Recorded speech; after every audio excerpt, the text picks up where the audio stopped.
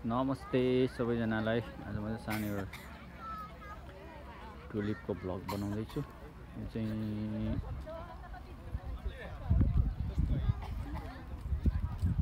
शिवाको आँखी बनाउँ यहाँ पाएको हो।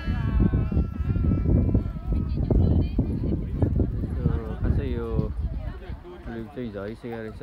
अस्ति 2 हप्ता अगाडि नै आउने भनेको, यो मौसमको खराबीको कारणले आउन सकेन। त्यतिखेर चाहिँ पानी पराइ गऱ्यो। खास हामी आउने भनेको सन्डे हो।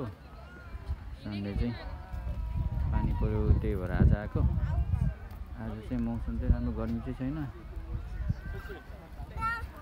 घाम नलागेर यस्तो अलिक लिएर आएको। यस्तो छ, राम्रो छ।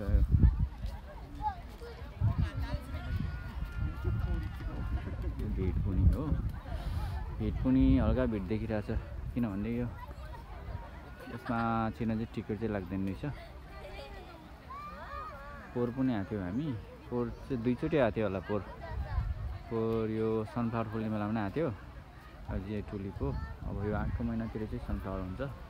त्यतिखेर नि आउनु होला, भिजिट गर्नु होला।